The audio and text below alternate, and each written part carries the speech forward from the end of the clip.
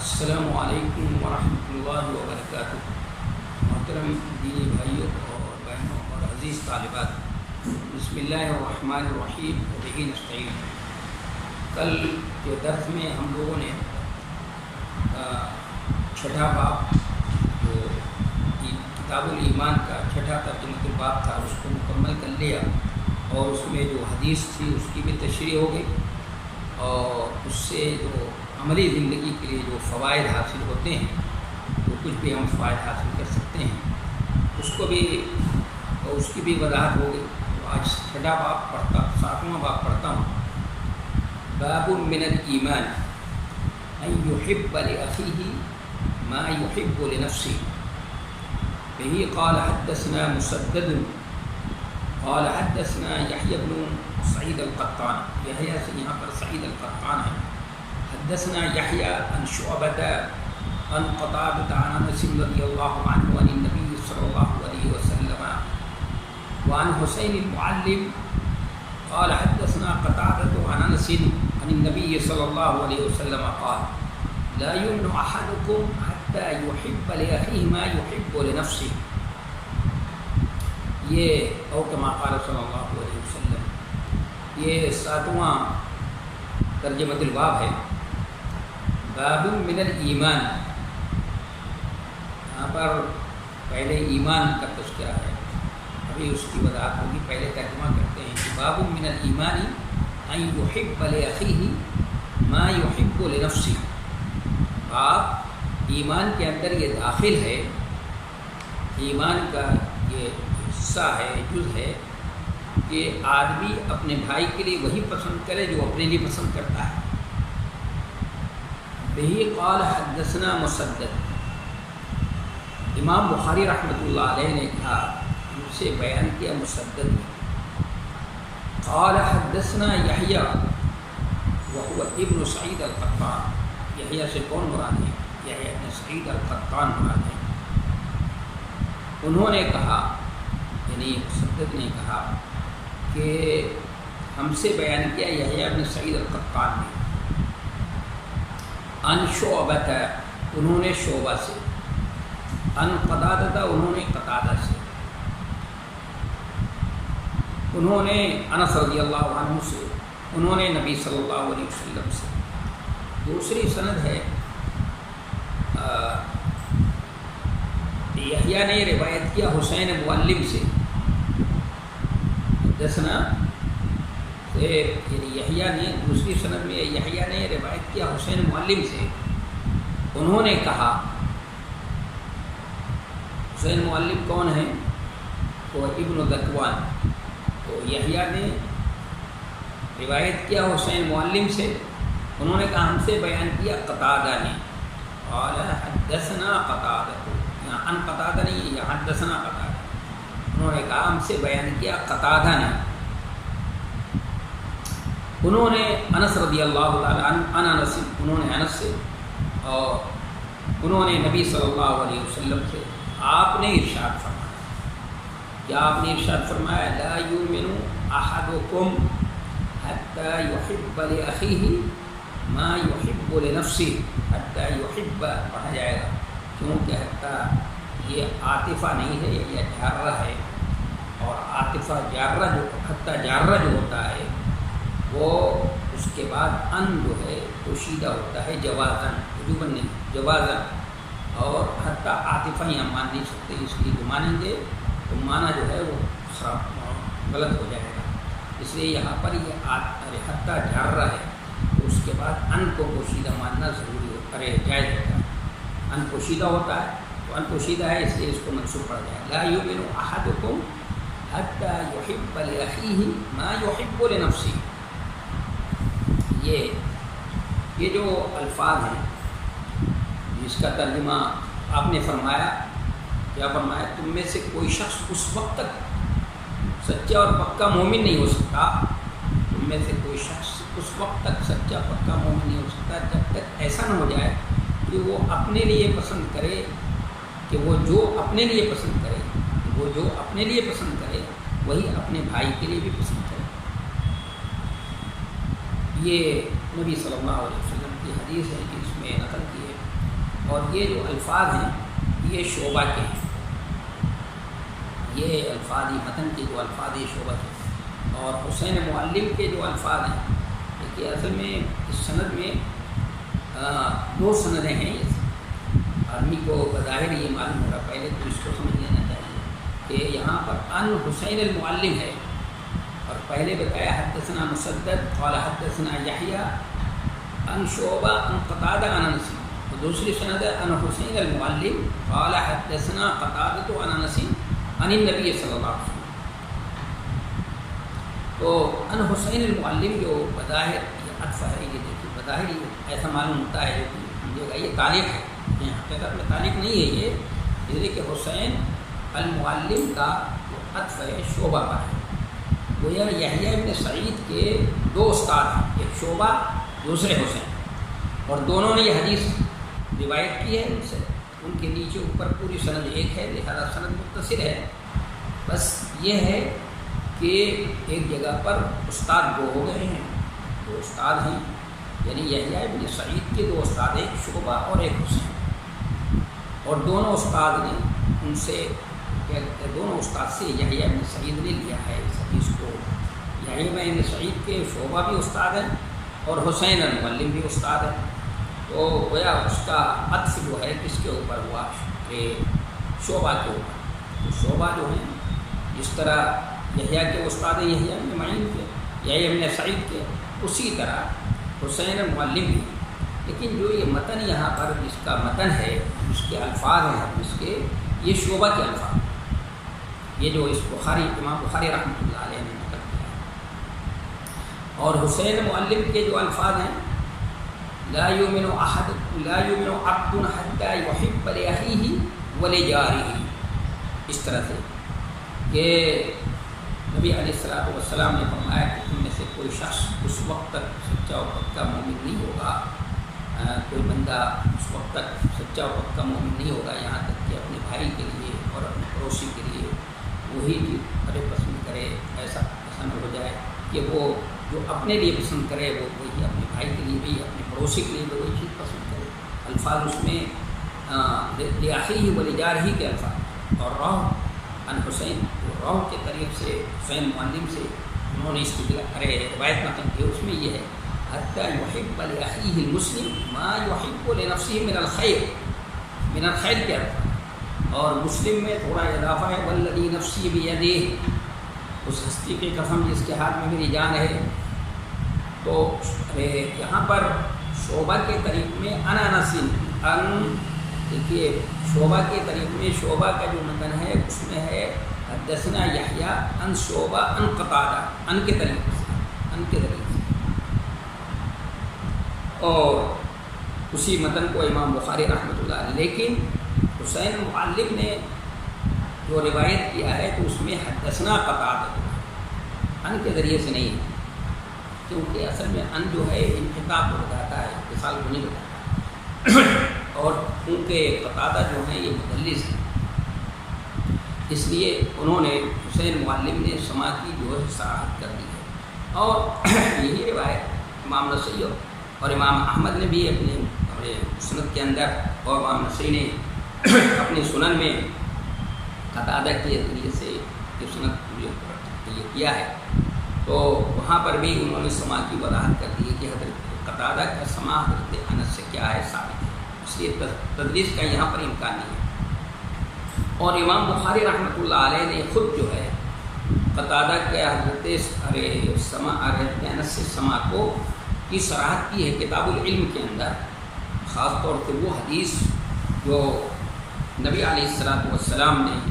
مختلف فرمانرواؤں کے نام جو دعوتی خطوط بھیجے ہیں، تو وہ جو اسرا کے پاس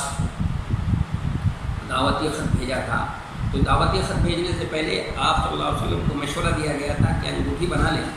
اور مہر شدہ ہو خط وہی عجم کے لوگ پڑھتے ہیں، اسی کو قبول کرتے ہیں، ورنہ قبول نہیں کرتے، پھاڑ پھینک دیتے ہیں۔ تو آپ نے ایک انگوٹھی بنوائی تھی، اس پہ نقش تھا محمد رسول اللہ، تو اس کے بارے میں قتادہ کہتے ہیں کہ میں نے قتادہ سے پوچھا کہ کیا آپ نے براہ راست حضرت انس سے سنا تھا کہتے ہوئے، اس پہ نقش کندہ تھا محمد رسول اللہ، یا کسی واسطے سے، تو انہوں نے کہا نہیں میں نے براہ راست سنا اسے۔ وہاں پر بھی امام بخاری رحمۃ اللہ علیہ نے ان کے سما کی وضاحت کر دی، تو اس لیے کسی کو اس میں اشکال نہیں ہونا چاہیے کہ وہ مدلس ہیں تو یہاں پر ان کے ذریعے سے نقل کیا ہے، شعبہ عن قتادہ ہے، تو حسین المعلم کے طریق میں اس کی وضاحت ہے کہ حدثنا قتادہ، یہ تو بہر صورت متن سے متعلق بات ہے۔ اب جو ہے امام بخاری رحمۃ اللہ علیہ نے یہ 7واں باب کو قائم کیا، باب من الایمان ان یحب لاخیہ المسلم لاخیہ ما یحب لنفسہ، یہ ہے یہاں پر پہلے من الایمان ہے۔ اس سے پہلے جو ترجمۃ الباب قائم کیا تھا امام بخاری رحمۃ اللہ علیہ نے، مثلا ابھی باب اطعام الطعام من الاسلام، تو اسلام کو وہاں پر بعد میں اس کا تذکرہ ہے، اور وہاں اسلام کا اور یہاں ایمان، تو اس لیے کہ یہاں پر اسلام کو آخر میں رکھا ہے اور یہاں اسلام کا تذکرہ کیا ہے امام بخاری رحمۃ اللہ علیہ نے، اس لیے کہ اس کا جو جواب دیا ہے نبی علیہ السلام سے سوال، کھانا کھلانا، سلام کرنا، اور یہ سب اس کا تعلق ظواہر سے ہے، اور اسلام کے اندر یہ سب چیزیں آتی ہیں، وہ اعمال جو انسان کے ظاہر سے تعلق رکھتے ہیں، اور ایمان کے اندر ایمانیات میں وہ چیزیں آتی ہیں جو اس کے ارکان ہیں، اس میں اس کا تعلق باطن سے ہے۔ ایک بات اس کی وجہ فرق کی وجہ سے فرق کیا ہے امام بخاری رحمۃ اللہ علیہ نے وہاں پر، اس لیے اسلام اور یہاں مقدم کیوں کیا ہے اس کو، اسلام ایمان کو، اس لیے کہ جس چیز کا تذکرہ کر رہے ہیں، جس محبت کا تذکرہ کر رہے ہیں، وہ محبت ایمانی کی وجہ سے، اس لیے کہ اس میں کیا ہے، ایمان کے اندر یہ داخل ہے کہ آدمی اپنے بھائی کے لیے وہی پسند کرے جو اپنے لیے پسند کرتا ہے، تو یہ جو محبت ہوگی، جو پسند کرنا ہوگا، ایک دوسرے سے محبت کرنا، ایک دوسرے سے ہم تعاون کرنا، ایک دوسرے کے ساتھ ہمدردی کا جذبہ اختیار کرنا، یہ سب کس وجہ سے، اس کا محرک کیا چیز ہے، اس کا باعث، اس کا محرک، اس کا داعی جو ہے وہ ایمان ہے، وہ ایمان کی وجہ سے، ایمان جو ہم نے اس کو ابھارا ہے، ایمان اس کو ابھارتا ہے کہ ایک دوسرے کے ساتھ کیا کرے، اخوت اور بھائی چارے کا مظاہرہ کرے، محبت کا، یہ محبت، اس محبت کا چونکہ سرچشمہ اور اس کا منبع اور سرچشمہ جو ہے وہ ایمان ہے، اس لیے امام بخاری رحمۃ اللہ علیہ نے ایمان کو پہلے یہاں پر مقدم رکھا ہے، اور وہاں پر میں نے اسلام بعد میں رکھا، کیونکہ اسلام وہاں پر اسلام کہا ہے اور بعد میں رکھا ہے، اس لیے کہ ان چیزوں کا تذکرہ ہے جن کا تعلق ظاہر سے ہے، اور اس میں یہ بھی بات مرغیہ کی وہ تردید کرنا چاہتے ہیں، جو وہ یہ کہتے ہیں کہ ایمان صرف نام کس کا ہے، تصدیق کا ہے، تو جب تصدیق کا ہے تو عمل کرو یا نہ کرو اس سے کوئی اثر نہیں پڑتا ہے۔ امام بخاری رحمۃ اللہ علیہ یہ سارے باب قائم کر رہے ہیں، مسلسل ایک کے بعد دوسرا تیسرا اس طرح سے قائم کر کے انہی کی تردید کرنا چاہتے ہیں کہ اس کے اندر یہ ابھی حدیث میں جو خصیص بتائی گئی ہے کہ جو کہا گیا ہے کہ لا ایمان مومن نہیں، ایمان کے سچا پختہ مومن جبھی ہو سکتا ہے، مومن ایمان کی نفی کی گئی ہے، تو معلوم کمال ایمان کی نفی کی گئی ہے، یعنی ایمان تو ہوتا ہے لیکن کامل درجے کا نہیں ہوتا، جیسے کہتے ہیں فلان لیس بھی انسان، اس کا مطلب یہ نہیں ہوتا ہے کہ وہ انسان ہی نہیں ہے، حالانکہ حقیقت میں وہ انسان ہوتا ہے، تو کس چیز کی نفی ہو رہی ہے، کمال ایمان کی، کمال کی نفی ہے، تو یہاں پر بھی کمال ہی کی نفی ہے، تو یہ آدمی سوچ سکتا ہے کہ بھائی اگر یہ بات ہے کہ یہی ایک خصلت کسی کو حاصل ہو جائے تو کیا اس کو ایمان کامل ہو جائے، کیا دوسری خصلتیں ضروری نہیں ہے، نہیں یہ مقصد نہیں، مقصود دوسری خصلتوں کی نفی نہیں ہے، بلکہ دوسری خصلتوں کے ساتھ یہ خصلت بھی ہونا چاہیے مسلمان کے اندر، اور یہاں پر مبالغہ مقصود ہے، مبالغے کے طور پر یہ کہا گیا، یہ انداز کلام بہت عام ہے اور اچھوتا انداز ہے، گویا اگر اس میں دیکھا جائے اور جو نبی صلی اللہ علیہ وسلم کی حدیث ہے اس کو سمجھنے کی ہم کوشش کریں گے، تو پہلے تمہید میں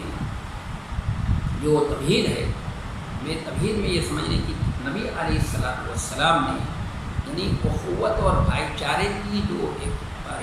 مثال ہو سکتی ہے، سب سے عمدہ مثال، ایسی مثال اور جس میں مساوات بھی ہو، جس میں اونچ نیچ کا کوئی تصور نہ ہو، اس سے بہتر کوئی مثال نہیں ہو سکتی جو نبی علیہ السلام نے باہمی قوت اور بھائی چارے کی اور ایک دوسرے کے تعاون کی جو مثال آپ نے قائم کر دی، اس حیثیت سے بھی سوچنے کی کوشش کریں گے۔ اور پھر اس میں نبی علیہ السلام جو یہ فرمان ہے ہمارے سامنے، اس میں نبی علیہ السلام اپنی امت کو کیا رہنمائی فرماتے ہیں، کیا فرماتے ہیں نبی علیہ السلام۔ تو حضرت حقیقت اگر دیکھا جائے تو اس حدیث کے اندر دو نمایاں چیزیں تو بہت ہی کھلی ہوئی نمایاں کی ابھری ہوئی میں نمایاں نظر آتی ہیں۔ ایک تو یہ کہ اس میں نبی علیہ السلام نے ہم سب کو اپنی حقیقت ایمان کے ناپنے کا پیمانہ، اس کی حرارت کے ناپنے کا پیمانہ نبی صلی اللہ علیہ وسلم نے خود فراہم کیا۔ ہم اپنے ایمان کے پیمانے ایمان کو ناپ سکتے ہیں۔ اور دوسری بات اس میں یہ ہے کہ ایک فرد مسلم کا مزاج امت مسلمہ کے مزاج سے نہیں ہے، یکسانیت ہونی چاہیے۔ یعنی فرد مسلم کا مزاج اپنی اجتماعیت یعنی امت مسلمہ کے مزاج میں ہم آہنگی ہو، یعنی اس کا مزاج جو ہے وہ اس کی سوچ انفرادی سوچ نہیں ہونی چاہیے، بلکہ ایسی سوچ ہونی چاہیے اجتماعی۔ انفرادی سوچ جو ہے اس کے یہاں تو کیا ہے خودکشی کی مترادف ہے۔ تو اس دو پہلو سے اس حدیث کو ہم لوگ سمجھنے کی کوشش کریں گے۔ تو سب سے پہلی بات تمہید میں یہ ہے کہ نبی علیہ السلام نے اس کے اندر سے ایمان میں اگر دیکھا جائے اور اس کو پڑھا جائے تو نبی صلی اللہ علیہ وسلم جو آپ کو اللہ نے جوامع الکلم شاہکار عطا فرمایا تھا کہ مختصر بول میں بہت ساری بات کہہ جاتے تھے، آپ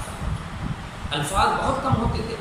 اور اس کے اندر معانی اور مطالب کا ایک سمندر جو ہے اس کے اندر چھپا ہوتا ہے۔ یعنی جیسے کہتے ہیں کہ سمندر کو کوزے میں بند کر دیا، یہ صلاحیت آپ کے اندر تھی۔ اور اسی لیے جاہد نے کہا ہے کہ آپ صلی اللہ علیہ وسلم کے تو الفاظ ما قل عدد حروفی و کثرت معانی، کہ الفاظ بہت کم ہوتے تھے۔ جوامع الکلم اس کو کہتی ہیں کہ الفاظ کم ہوں اور معانی اور مطالب کا سمندر ہو، اس کو بے پناہ الفاظ معانی اور مطالب۔ تو اور عربی زبان کی کچھ خاصیت بھی ایسی ہے کہ اس میں مختصر بول میں بہت ساری بات بھی کہہ دی جاتی ہے۔ تو ایک تو یہ کہ آپ کو جوامع الکلم عطا کیا تھا اللہ تعالیٰ نے، پھر دوسری ہے کہ جس زبان کے آپ ماہر ہیں، جس زبان جو آپ کی مادری زبان ہے اور جس زبان میں افصول عرب میں ہیں، تو اس وجہ سے یہ مختصر سے بول میں آپ صلی اللہ علیہ وسلم نے یہاں پر دیکھا جائے تو ایک اخوت اور بھائی چارے اور باہمی تعاون کی اور ایک دوسرے کے ساتھ ہمدردی اور خیرخواہی کی اور ایک دوسرے کے ساتھ ہمدردی کا جذبہ ہو، خیرخواہی کا جذبہ ہو، اخوت اور بھائی چارے، اس کی بہت ہی نمایاں مثال آپ صلی اللہ علیہ وسلم نے پیش کر دی۔ اور اس کو آپ نے مدینہ منورہ پہنچ کر کے جو مہاجرین اور انصار کے درمیان مواخات کرائی، تو آپ صلی اللہ علیہ وسلم نے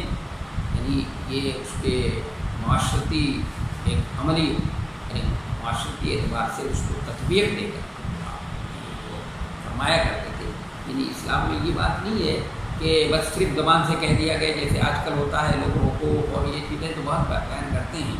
اور اس کو نافذ کرنا اور اس کی عملی تطبیق نہیں ہوتی ہے، لیکن یہاں عملی تطبیق بھی ہے۔ دیکھیے اس کو عملی تطبیق دے دی، مہاجرین اور انصار کے درمیان آپ نے مواخات کر کے معاشرتی سماج کے اور معاشرت کے بہت نمایاں اصول آپ صلی اللہ علیہ وسلم نے لوگوں کو فراہم کر دیا کہ جس میں اونچ نیچ ختم ہو جائے، جس میں خاندانی نسلی اور نسبی تعصب جو ہے اس کے اندر کیا ختم ہو جائے، اور کہ انسان جو ہے اس دینی بھائی چارے کو اور دینی اخوت کو جو ہے اس کو ترجیح دینے لگے اور اسی ربط اور تعلق کو جو ہے سب سے پہلے نمبر پر، اور اس کی تعلیم جو ہے اسلام کے قرآن میں جا بجا بھی ہے۔ قرآن نے خود اس کے اوپر ابھارا ہے۔ قرآن خود کہتا ہے المؤمنون والمؤمنات اولیاء بعض، کہ مومن مرد اور مومن عورت ایک دوسرے کے دوست ہوتے ہیں، ایک دوسرے کے ہمدرد ہوتے ہیں۔ قرآن نے اس پر ابھارا ہے اور اس کی تعلیم دی ہے، اور قرآن انصروکم فی الدین فعلیکم النصر، کہ اگر دین کے بارے میں تم سے مدد طلب کریں تو تمہارے لیے مدد جو ہے ضروری ہے کہ ان کا تعاون کرو، ان کی مدد کرو، قرآن میں یہ ہمیں تعلیم دی۔ اور نبی علیہ الصلوۃ والسلام نے یہ مومن کی باہم ایک دوسرے سے جو ہے ایسے ایک دوسرے کے ساتھ ان کی آپس میں محبت، آپس میں تعلق اور ایک دوسرے سے ہمدردی کی مثال دے کر آپ نے فرمایا کہ مثل المؤمنین فی توادہم و تراحمہم کمثل الجسد الواحد اذا اشتکا منہ عضو تضاعف له سائر الجسد بالسہر والحمى،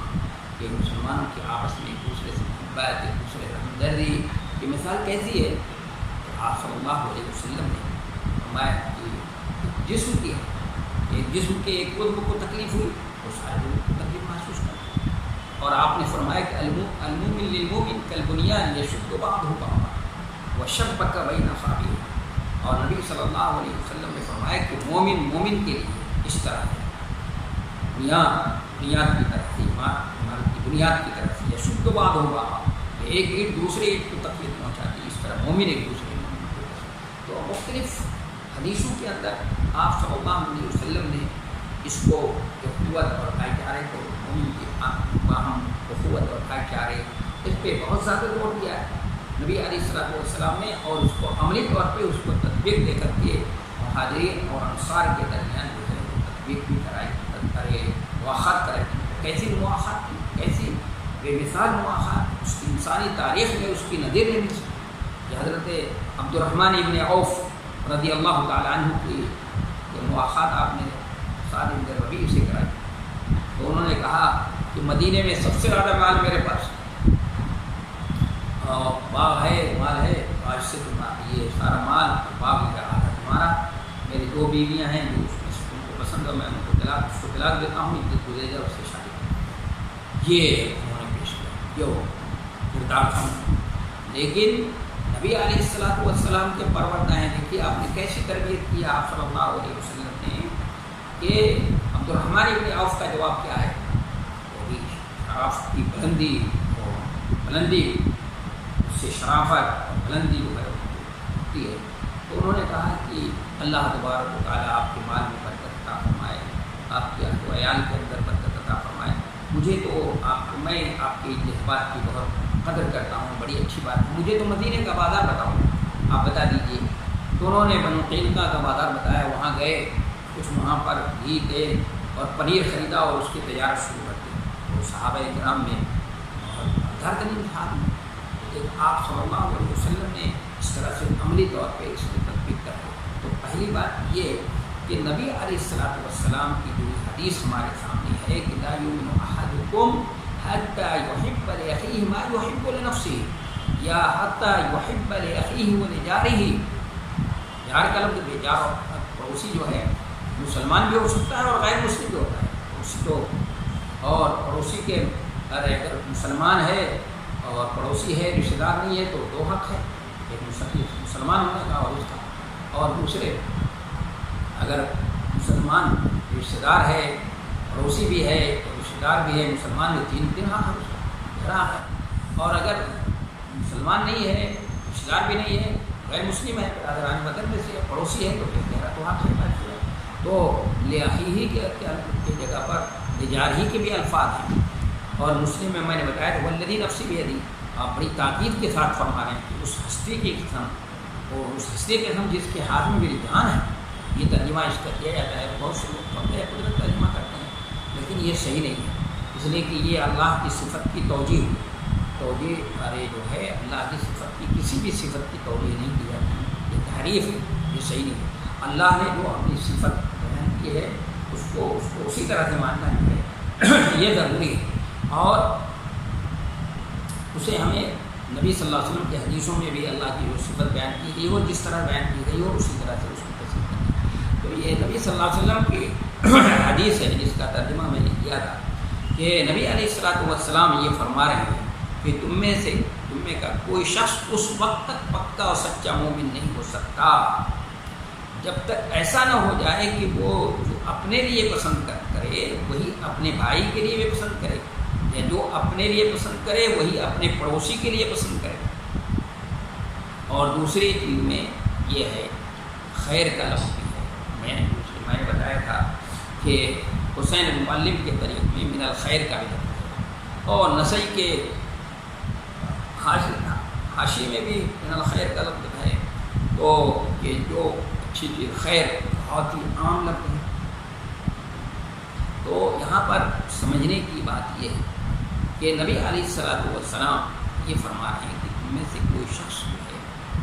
اس وقت تک سچا پکا مومن نہیں ہو سکتا۔ تو لا یؤمن، یہاں پر عام طور پر لوگ یہ توجہ کرتے ہیں کہ مومن ایمان کی نفی، میں نے بھی ابھی اس کی کمال ایمان کی نفی ہے، مطلق ایمان کی نفی نہیں ہے بلکہ کمال ایمان کی نفی ہے۔ بلکہ اگر یہ کہا جائے کہ اس طرح ترجمہ کر دیا کہ ایمان سچا پکا مومن نہیں ہو سکتا، یعنی مومن کہلانے کا مستحق وہ ہے، مومن وہی ہو سکتا ہے جس کے اندر یہ جذبات ہوں، دوسروں کے لیے خیر خواہی کا جذبہ ہو، دوسروں کے لیے بھلائی خیر کا کے بارے میں سوچتا ہوں، خیر عام، یعنی شر تو کے بارے میں تو سوچتا ہی نہیں اس کے بارے میں۔ تو پہلی بات یہ کہ سچا اور پکا مومن تم میں کا کوئی شخص اس وقت تک سچا اور پکا مومن نہیں ہو سکتا جب تک کہ ایسا نہ ہو جائے کہ وہ جو اپنے لیے پسند کرے وہی اپنے بھائی کے لیے پسند کرے، یعنی جو اچھا کام، جو اچھی چیز اپنے لیے پسند کرتا ہے، مثلا انسان اپنے لیے پسند کرتا ہے کہ اس کا رزق حلال ہو، اس کا رزق اچھا ہو، صحیح ہو، نہ حرام سے بچتا ہو، اور اس کے یہ حرامی چاہتا ہے، اچھی چیز ہے، تو اپنے بھائی کے لیے بھی اس کو پسند کرنا چاہیے، اس کو سوچنا چاہیے، اپنے بھائی کے لیے بھی سوچے، اور اس کو اپنے بھائی کے لیے بھی اس کو سوچنا چاہیے، یہ خیر اور بھائی کے لیے سوچنا چاہیے۔ یا انسان کی خواہش یہ ہوتی ہے کہ اس کا بچہ جو ہے پڑھا لکھا ہو، اچھا ہو، نیک اور صالح ہو، تو اپنے بھائی کے لیے، اپنے پڑوسی کے لیے بھی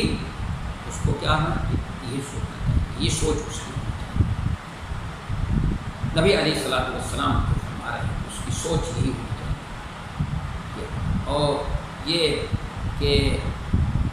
ہر آدمی اپنے بارے میں یہ سوچتا ہے کہ اس کے بچے جب نکلیں محلے کے اندر تو وہ نمایاں ہوں، لوگ کہیں کہ بھائی دیکھو فلاں بچہ ہے، فلاں نے بہت اچھے انداز سے تربیت کی ہے، تو وہ دوسروں کے بارے میں بھی یہ سوچے، یعنی اس کی گویا ایمان کی حرارت کو ناپنے کا ایک پیمانہ بتایا ہے، یعنی کوئی اپنے ایمان کو ناپنا چاہتا ہے، تو اللہ پر اس کا ایمان ہے، یقین ہے، رسول اللہ صلی اللہ علیہ وسلم کو مانتا ہے، آخرت کو یقین ہے، تو اس ایمان کو ناپنے کا پیمانہ بتا دیا، یعنی ناپنے کے لیے، ایمان کو معلوم کرنے کے لیے اللہ سے تعلق اس کا کیسا ہے، اس کا ایمان کس درجے کا ہے، اس کو ناپنے کے لیے کشف کرامات کی ضرورت نہیں ہے۔ اللہ کے رسول صلی اللہ علیہ وسلم فرما رہے ہیں کہ میں تمہیں اس کا پیمانہ دوں، اس کے لیے اس کا پیمانہ نبی صلی اللہ علیہ وسلم نے ہمیں پیمانہ فراہم کر دیا۔ تو اس کا پیمانہ کیا ہے کہ انسان کے اندر جو ہے وہ جو اپنے لیے جو چیز پسند کرتا ہے وہی اپنے بھائی کے لیے، اپنے پڑوسی کے لیے پسند کرتا ہے۔ اگر یہ چیز ہے اس کے اندر، جو بھلائی، جو اچھی چیز، خیر عام ہے، پسند کرتا ہے، وہی حسد، کینہ، کپٹ اور غیبت، شکوہ، شکایت اپنے لیے نہیں پسند کرتا، کوئی اچھا نہیں سمجھتا اس کو، تو اپنے بھائی کے لیے بھی نہ سمجھے اس کو۔ اور بھی جتنی بھی چیزیں ہیں، جو بھی چیزیں اس میں وسعت اپنے لیے پسند کرتا ہے، اور بھی جو چیزیں چاہتا ہے کہ بھئی اچھا مکان ہو، اس کو کسی طرح کوئی پریشانی نہ ہو، تو اپنے لیے اس طرح کی چیزیں جو سوچتا ہے، جو خیر کی چیزیں، جو بھی خیر دنیا کے اندر خیر ہے، وہ عام لفظ رکھا ہے نبی صلی اللہ علیہ وسلم نے، وہی چیز جو ہے وہ اس کے اپنے بھائی کے سلسلے میں بھی ہے۔ تو اگر یہ چیز ہے اس میں، یہ اس کے دل ایمان کی کیفیت ہے، اس کے دل کی کیفیت اس انداز کی ہے کہ تو نبی صلی اللہ علیہ وسلم فرماتے ہیں کہ اس کا ایمان تو اعلیٰ ہے، اس کا ایمان صحیح۔ ایمان جیسے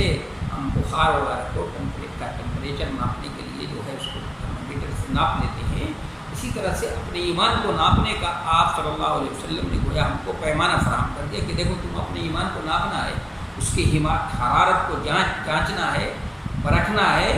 تو اس کو حرارت کو اور اس کی کی گرمی کو اور اس کی کامل درجے کا تمہارا ایمان ہے یا نہیں ہے، تمہارا تعلق اللہ سے مضبوط درجے کا ہے یا نہیں ہے، اس کو ناپنا ہے تو اس طرح سے ناپ لو۔ اگر تمہارے اندر اس طرح یہ جذبہ ہے، یعنی دوسروں کے ساتھ خیر خواہی کا جذبہ ہے، اخوت و بھائی چارے کا جذبہ ہے، ہمدردی کا جذبہ ہے، خیر خواہی کا جذبہ ہے، دوسروں کے دکھ درد میں بڑھ چڑھ کر حصہ لیتے ہو اور یہ دوسروں کے کام آتے ہو تو، اور دوسروں کے لیے ہمیشہ خیر کے بارے میں سوچتے رہتے ہو اور ان کو شر سے محفوظ رکھنے کے بارے میں بھی سوچتے رہتے ہو، تو یہ سمجھو اعلیٰ درجے کا تمہارا ایمان ہے اور تمہارا کامل درجے کا ایمان ہے۔ لیکن اگر کسی کی سوچ یہ نہیں ہے تو اس کا پھر ایمان جو ہے کیا ہوگا، وہ کمزور درجے کا ہوگا۔ پھر دوسری بات اس میں اشارہ آپ نے فرمایا ہے کہ ایک مومن جو ہے اس کی سوچ انفرادی نہیں ہوتی ہے، ایک مومن کی سوچ جو ہے ہمیشہ اجتماعی ہوتی ہے، یعنی وہ اپنی بھلائی نہیں صرف سوچ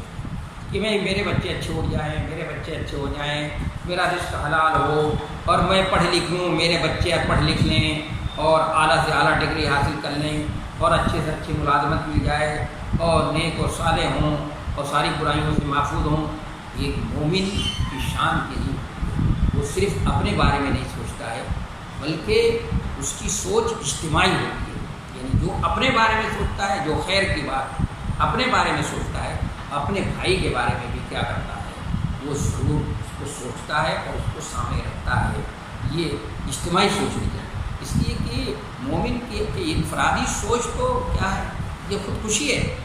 حضرت ابو ایوب انصاری رضی اللہ تعالیٰ عنہ کہتے ہیں کہ وہ حدیث لا تلقوا بأیدیکم الی التہلکہ، یہ ہمارے بارے میں ہے کہ ہم انصار کے لوگ جب نبی صلی اللہ علیہ وسلم مدینہ منورہ تشریف لائے تو ہم نے بڑھ چڑھ کر آپ کا کام کیا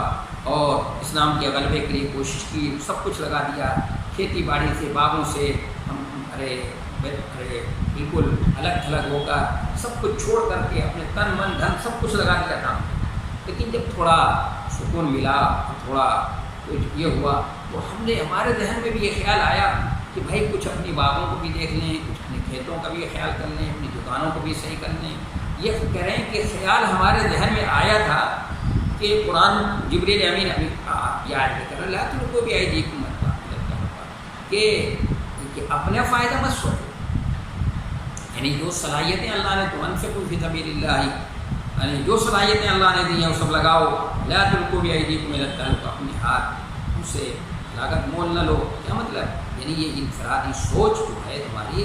ذہن میں کیسے غریب بات پیدا ہوگی کہ بھائی فوجی بھی چھٹی لے لیتا ہے، ارے پولیس والے بھی چھٹی لے لیتے ہیں، ان کو بھی چھٹی ملتی ہے تو ہمیں بھی چھٹی تھوڑی مل جانی چاہیے، تھوڑی ہمیں بھی سہولت مل جائے تو اچھا ہے۔